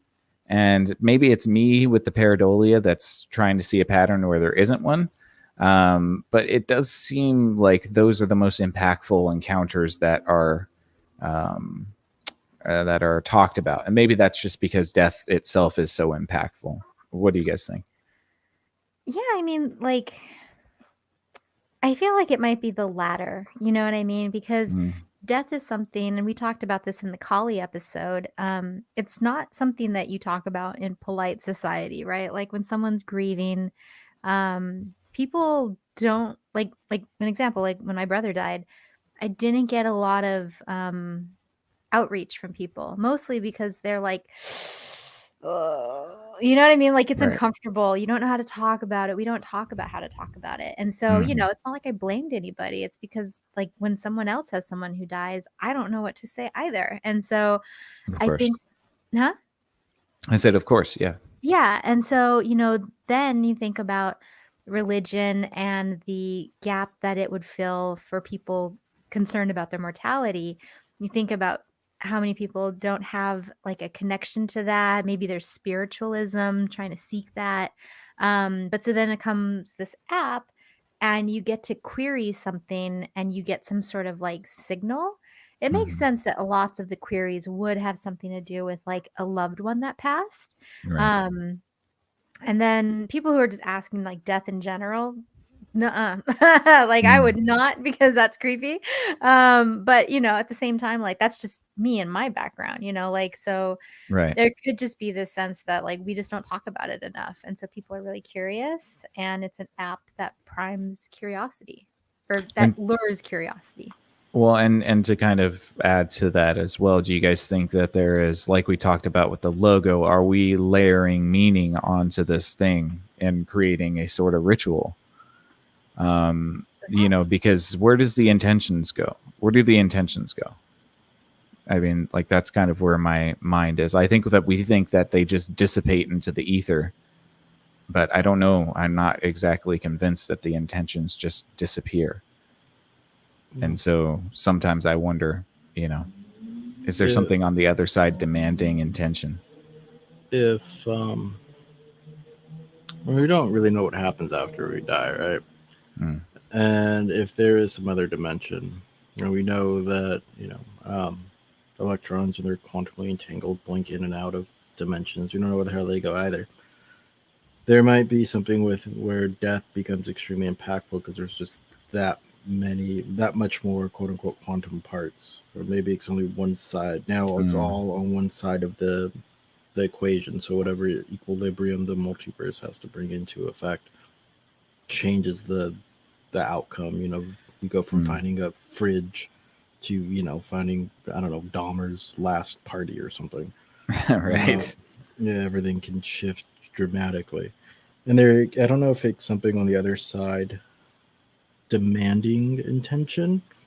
It might feed on it much more than, say, the other part of you that's looking for that fridge or for something red, because it has nothing else to feed off of. Right. Yeah. And I think that that's kind of where I want to take the conversation sort of next, because this sort of concept, you know, Randonautica is its own thing. And, you know, like, I think it is a mystery and sort of mysterious in of itself, but it also brings up this concept of, technology and how technology might be able to affect the sort of more subtle energies, subtle psychic energies, subtle, bioelectric energies. Who knows? And maybe even facilitating a connection between our dimension and another dimension. And so, to that end, it does seem to me that sometimes, like, and we'll get into this in the next segment, but I just did want to talk just briefly about the connection between consciousness and technology, at least as far as we know right now. The most famous and notable case that I was able to find when I sort of looked up bridges between how consciousness and technology work off of each other is the PubMed study about the Global Consciousness Project. And I think that we were introduced to this in the Close Encounters of the Fifth Kind video, the movie that talked about the collection of random number generators that all peaked and synced before times of world crisis. Do you guys remember that? Yeah. Yeah, so that's the closest example I could see that, or that I could find of sort of human consciousness of interfering with technology. And the concept is, for our viewers, is that there's a collection of random number generators. And those are just, if I'm going to be a layman here, they're computers that generate random numbers. And this global consciousness, I believe it's called the Global Consciousness Project, and you can find it at newsphere.princeton.edu. It aims to try to find, like we were talking with chaos magic, trying to find the pattern in all of the random numbers that are generated within this network. And what they did find was that the numbers started to correlate more at a higher rate right before a global event, an event that would seize global attention, if you will. And to me, that seems like a really fascinating sort of concept, that perhaps we have some sort of, I don't know, some sort of psychic consciousness that is a collective psychic consciousness that could interfere with technology somehow. Or let me get you guys to jump in, because this is stretching my understanding and comprehension to its limits. So what do you guys think of this concept within the Global Consciousness Project? Do you guys, what do you think about this idea that large events that happen in the world could theoretically affect us on a conscious global scale? Yeah, I mean, eh, it's interesting. Because when we were watching the Close Encounters of the Fifth Kind, I think. Mm-hmm. Yeah. That was the first time I kind of heard someone talking about this theory that there could be like a way to connect with other entities through consciousness. And they just the whole thing, they're just talking a lot about consciousness and, you know, building up to this what sounds fantastical theory by layering it with these research projects out of Yale and like really legitimate thinkers talking about consciousness. And even consciousness itself, we can't touch it, and we really don't know how the brain creates it. We can't measure it, but we know we think, right? And so like that's a weird thing. And we also, we have language to communicate ideas, but I still believe something inside of us can feel communication, like if somebody's really angry and they're not using their words, even Mm-hmm. if they're not saying anything or throwing something, you can feel like the vibe. And so I feel like if there's something that's really bad going to happen, like you do get this feeling of doom sometimes. And Mm-hmm. oftentimes it's not correct. Other times, lo and behold, like something happened. And so, maybe it's a product of people clicking in, and with it, when it's something like that extreme and drastic, like I think one of the examples was 9/11. There was a Mm-hmm. huge peak, and there was a worldwide outpouring of love about that situation. And I wonder too, with time being such a human concept, if something happens in the future, does it create like an echo that we might be sensitive to somehow? Like even the Japan earthquake. I know a lot of people had dreams about water that night that it happened, which I think for them was the morning. But like all around the world, there were a lot of reports about people like having dreams of drowning, and and then they saw what happened. So Hmm. I think, it's Yeah. all very mysterious, and anything's Mm. really possible. It's the stuff we don't really know. Yeah. Well, and I guess I would ask too, then, like I can understand how we as humans, organic bodies, have the ability to sort of tap into this collective consciousness, but why do machines react to it? I Mm. think that's what's really kind of like confounding me a little bit, because what's happening is that these machines are almost predicting a psychic trauma that's about to happen in the collective consciousness. Well, I wonder if part of it is just the machines taking into account, like, information, you know what I mean? It's Like just a sometimes. random number generator. Hmm. That's what I mean, is like what's happening there that is like causing random number generation to correlate at a high improbability. I don't have an answer. I'm not trying to grill you. Good old electrons. So I Just could think of. electrons. Well, Yeah. because our brain is our thinking is consciousness, pretty much, right? Mm. Thoughts are formed from electricity, electrical impulses going through the brain, like that line that Morpheus says in the Matrix. Some of those might end up being entangled with some of the electrons in random number generators, Hmm. and the peaks that you see are maybe like the subconscious parts of the brain picking up, sort of like Ayla was saying, this echo from somewhere else.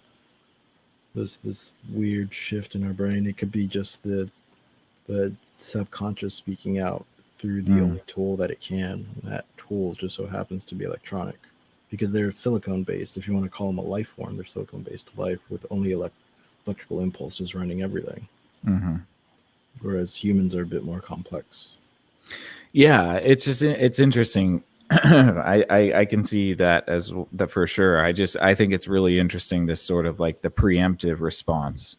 So like the number generation happening before the event actually happens, which makes me like kind of spin a little bit. It gets my head swimming, because I'm like, okay, what the fuck does that mean? Like, Mm. and I guess once you get into that sort of quantum electron world, like time is a circle and it doesn't really matter. So, but like cause and effect seem to be off the table. It seems like effect happens before the cause.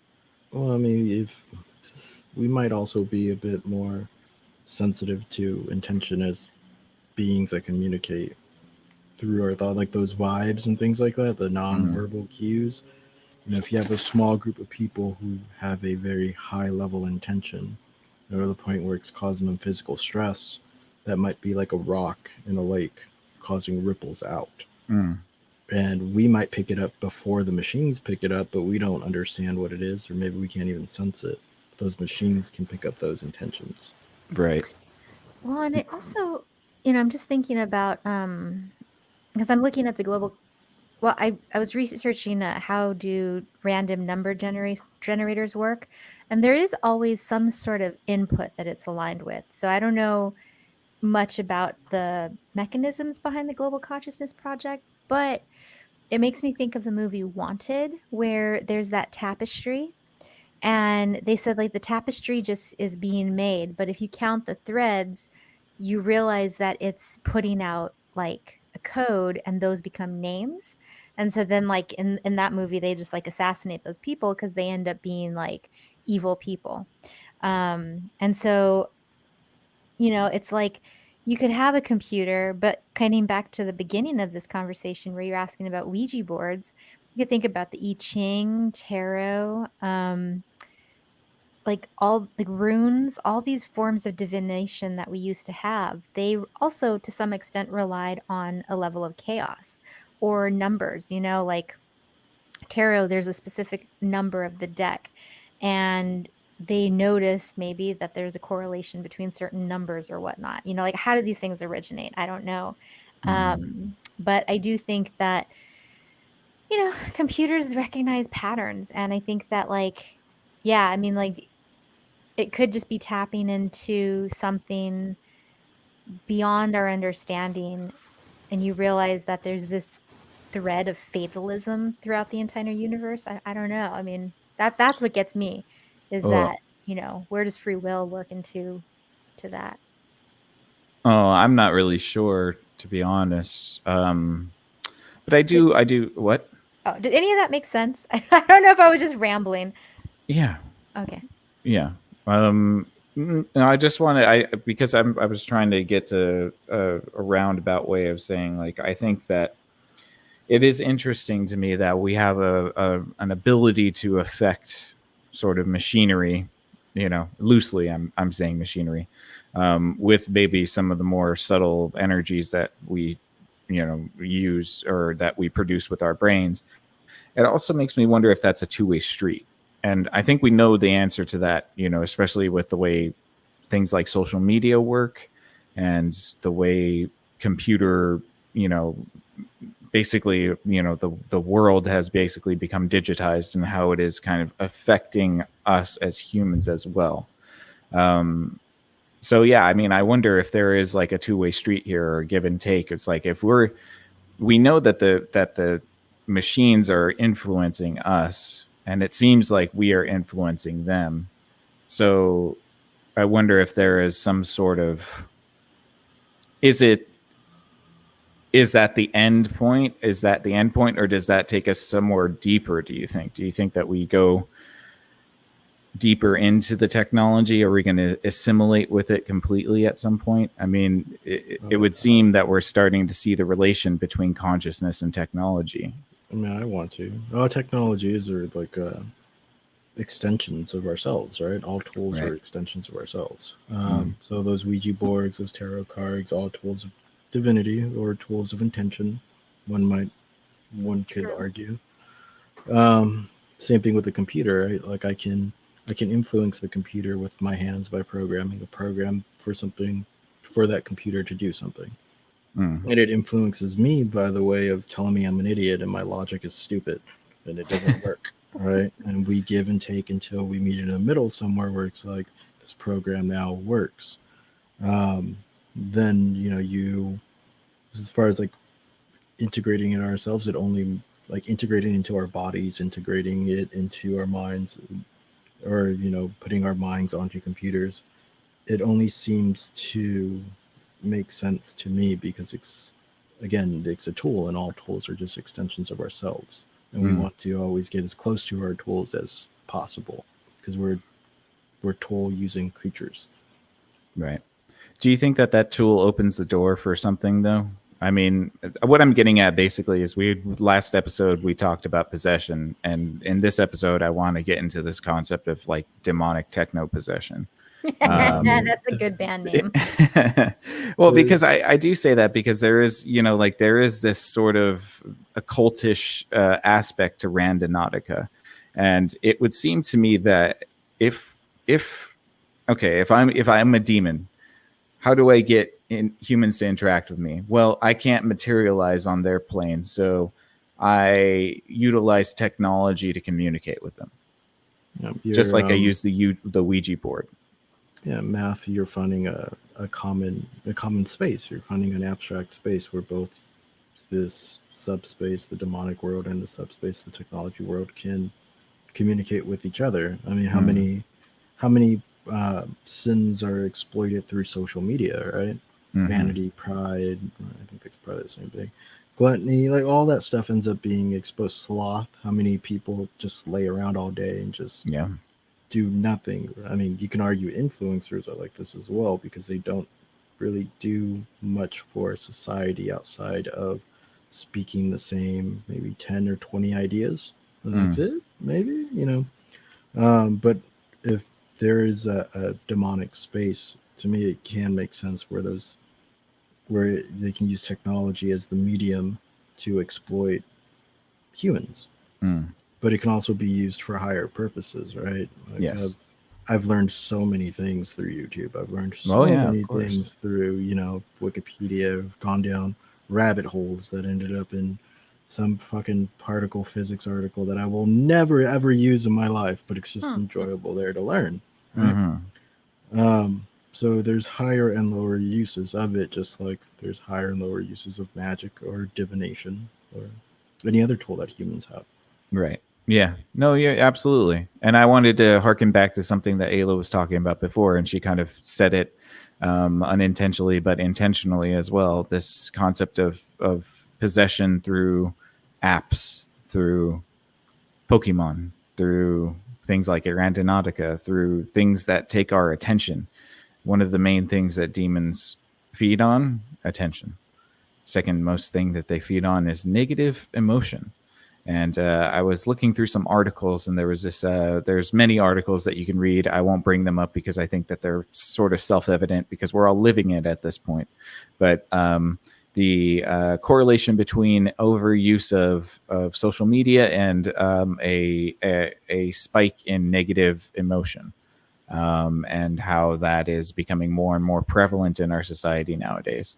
That people who frequently use social media report being higher in anxiety, depression, suicidal thoughts, things like that. So I do think that, Ayla, you were apt in sort of recognizing this, even though it's more of a literal possession because people are buried in their phone walking around and, looking for Pokemon. It's also kind of like this extra layer of possession that's happening as well, because what we're finding is that overuse of social media in particular leads to an increase in high negative emotion. Yeah, no, absolutely. And I think, it's it's sad because people are starting to come to the conclusion that like the source of happiness is connection and social engagement with other humans.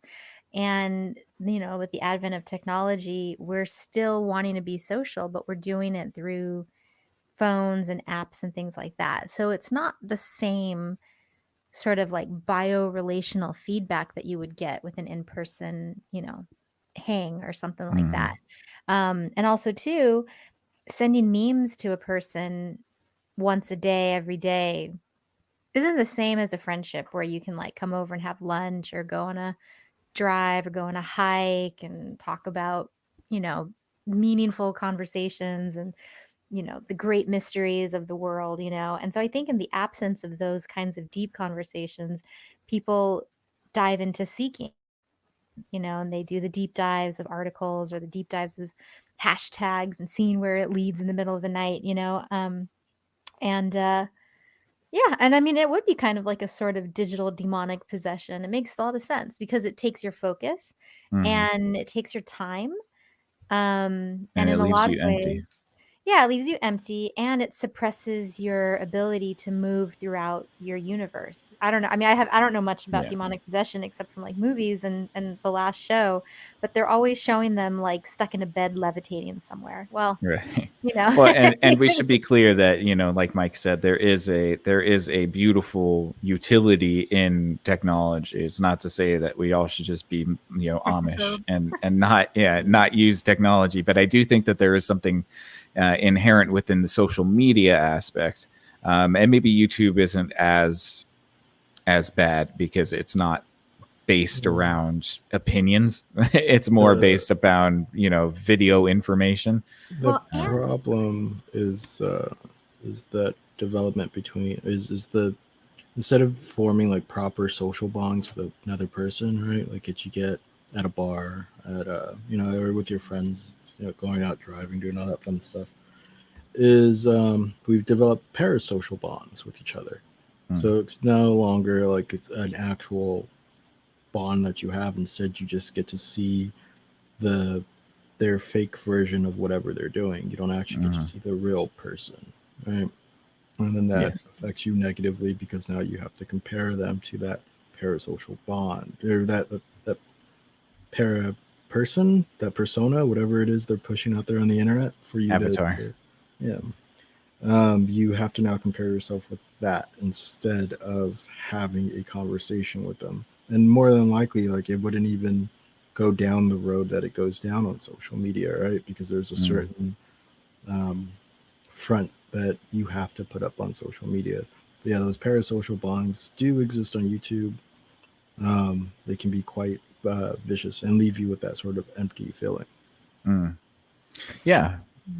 Well, and yeah, I mean, definitely. And I think that like you're right when it comes to this like avatar, you're not getting a really like intimate experience with another person. And and I mean intimate like platonic intimacy is a thing that's recognized now. And I was watching the last episode of Euphoria, and one of the things that the main character was talking about was how um a like a like a app like texting somebody that they never met felt more real than a real relationship, because for some reason the imagination of being who they wanted to be and being seen and all that stuff was like more real because it was unencumbered with that anonymity or something like that. So like, I was watching it, I was like, the way that we interact with each other, like let's say you haven't gone through your,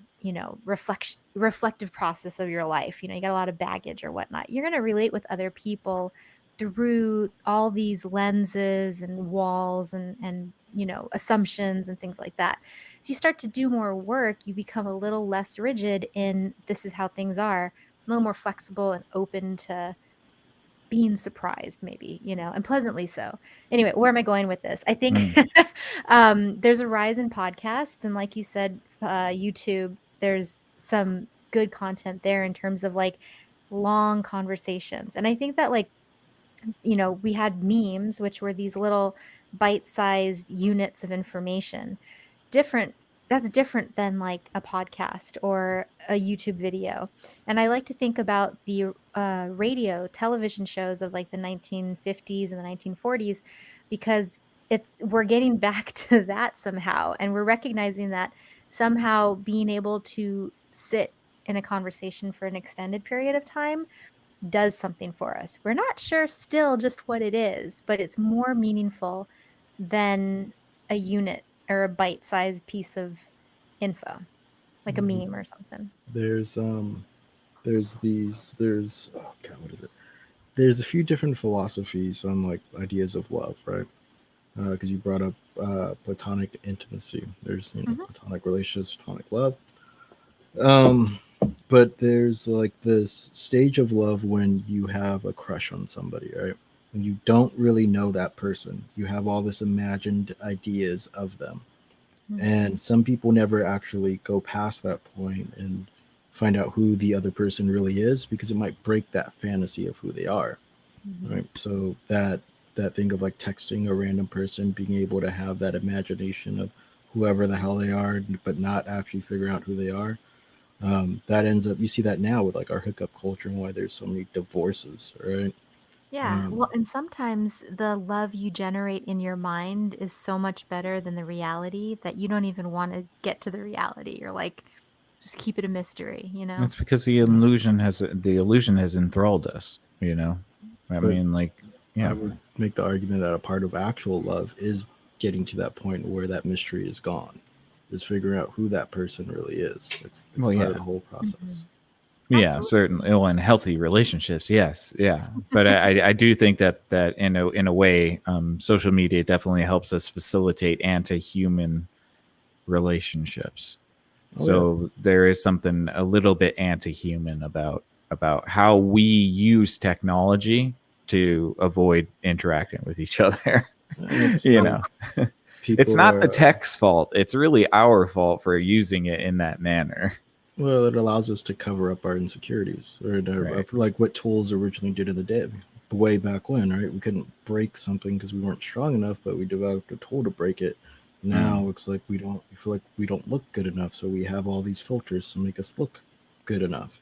Or Yes. we spend all our time on a bite-sized message because we feel like we don't sound good enough, or something like that. That tech is meant there to help. So it's like this weird, it's like this nice little, it's taking advantage of human nature. Human nature is taking advantage of itself through this whole technology.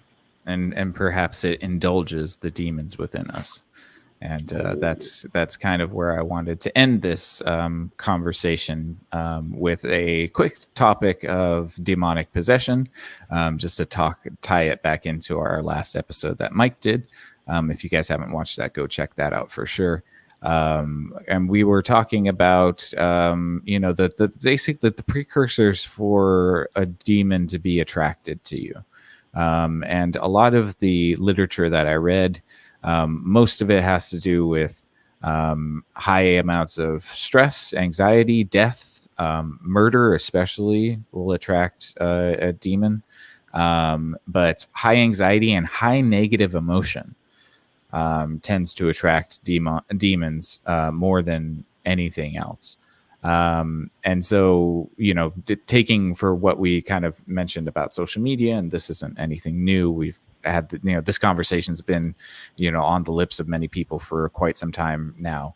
But it seems to me that if we have this phenomenon in which all humans on Earth are now using these devices to pour their intent and their energy into, or maybe through technology, into some other realm that isn't real, it's sort of intangible, it's almost the digital space, if you will.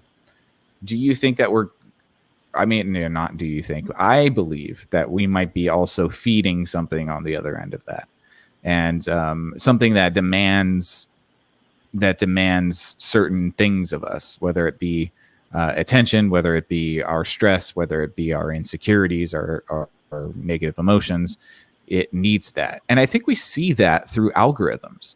If we talk about the algorithms that are utilized for social media, not just social media, even like news reports, the stuff that makes us upset is the stuff that gets prioritized.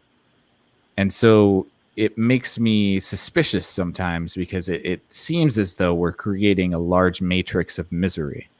And I know that's being very simplistic about a very complex idea and thing such as the internet and technology, but it does sometimes feel as though we're slowly building the prison around us. Yeah.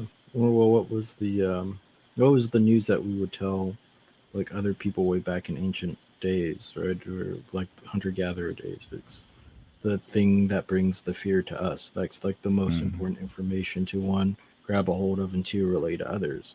Now that that's gone, we still have those things in our brain. We still focus on that information. So that matrix of misery is now just we don't have an animal to kill or a thing to avoid. We just have to deal with ourselves or find some sort of faith in ourselves, I guess. And then that stuff hopefully won't bother. But I can see it definitely feeding this collective misery monster that you speak. Yeah. A misery monster is good. Yeah, I think I do kind of see it as that. And before we sign off, I wanted to give you guys a couple instances of sort of demon entities that feed off of misery and negative emotion. Notably, in the Buddhist religion, we have Mara's daughters, who are brought to tempt the Buddha. And Mara had 3 daughters that are identified as Tana, which is thirst, Arati, which is aversion and discontentment, and Raga, which is attachment, desire, greed, and passion. And there's a long list of demon classes. Every religion basically has a hierarchy of demons. But what a lot of them have in common is that they represent a lot of these characteristics that are enhanced through social media. For example, the lantern light classifications of demons, which kind of originated in the 1400s, was that Lucifer represented pride, Beelzebub envy, Sathanas wrath, Abaddon sloth, Mammon greed, Belphegor gluttony, and Asmodeus lust. And I not to be a Christian fundamentalist and all that kind of stuff. I'm not saying that demons are running the internet. I'm just saying that if demons exist in an abstract way, and if Randonautica is creating a sort of unintentional magic process, are we unintentionally feeding demons? I don't think there would be a way to not feed demons, because humans feed on things that we would have to transcend what it means to be human in order to stop feeding demons. I think right now it's maybe a lot worse, but then again, I don't have really too much to compare it to.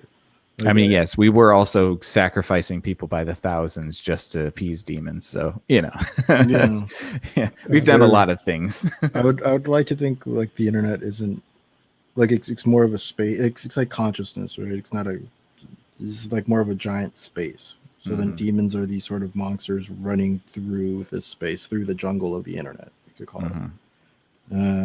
Yeah, it would be kind of funny though if like all the demons were like nerds and they're all behind computers just coding away, finding out new algorithms to piss people off.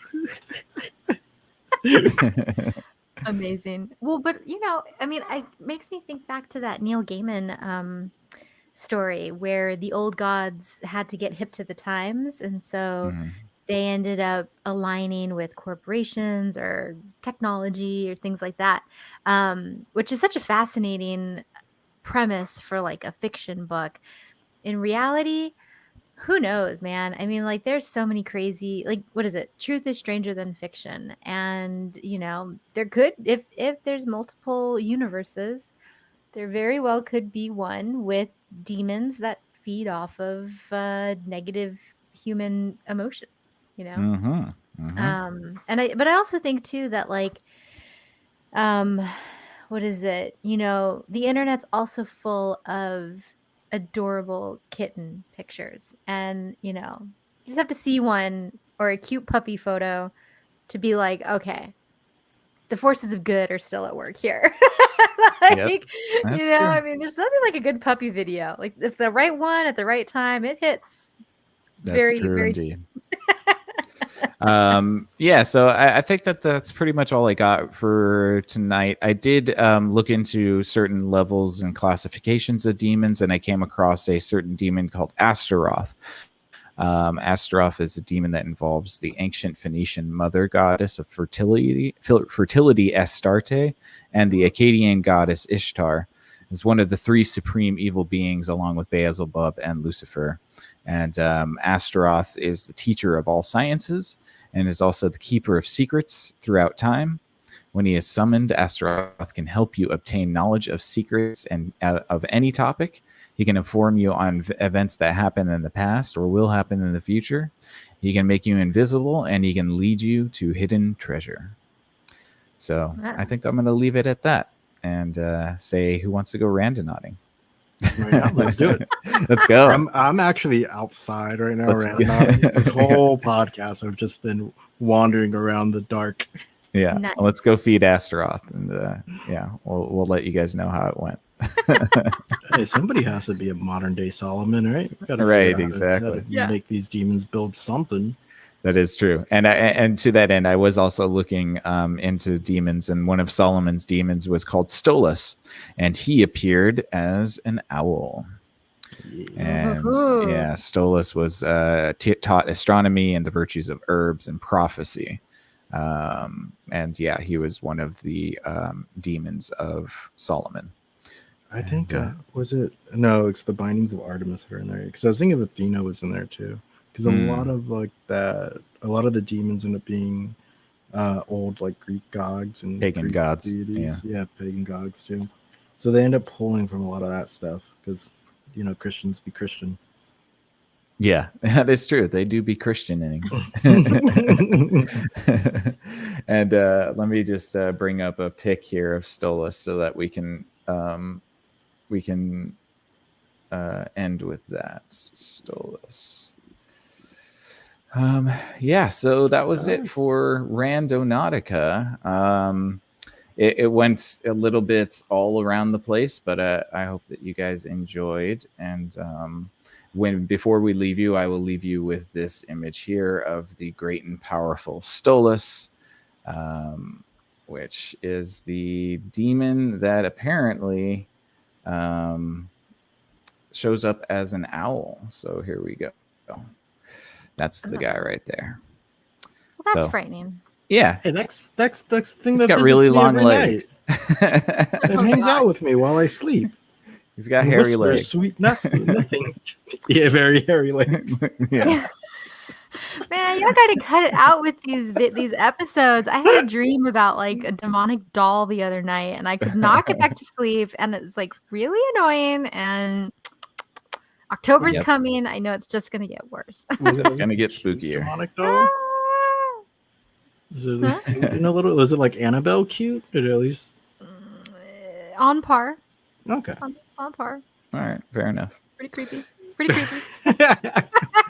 That was one of my childhood fears was dolls, and it's funny because my sister recently admitted that it was one of hers too, because we had several dolls in the house that my aunt would send to us that were really high quality dolls, but we were terrified of them, and my mom didn't want to throw them out because she knew they were expensive dolls. So we knew they were in the house, and oh god, like just fear, just lots of fear. My great grandmother had like really nice dolls as well. Their eyes would follow you as you walked around the house.